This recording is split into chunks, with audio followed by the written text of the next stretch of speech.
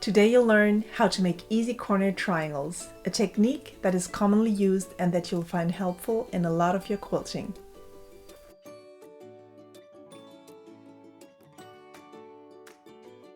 Hey there, it's Nadra from Ellison Higgs. On my channel, I'm sharing tips, tricks, and how-tos that will help you on your journey to making quilts. If you're new here, make sure to hit that subscribe button and check out all the links in the description box below. Easy corner triangles, in other words, a triangle on the corner of a segment, are commonly used to make traditional quilt blocks like flying geese, snowball, or star quilt blocks. I use this quilting technique all the time. It's perfect to create the figurative shapes you'll find in many of my quilt patterns. Today I will be showing you how to make easy corner triangles using both squares and rectangles. Make sure to stick around till the end because I'll also share a tip on how to quickly trim easy corner triangles, which will speed up your process when working on large projects. And now let's get right started.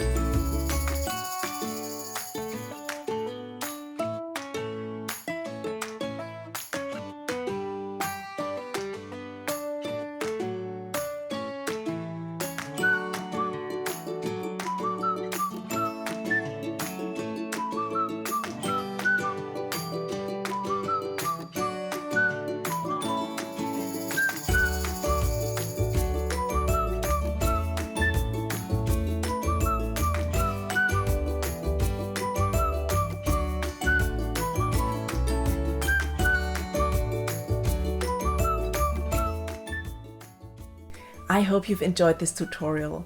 If you're wondering what to do with all those leftover triangles, check out my next video tutorial where I'll show you how to use up those leftover scraps and turn them into an adorable pillow top.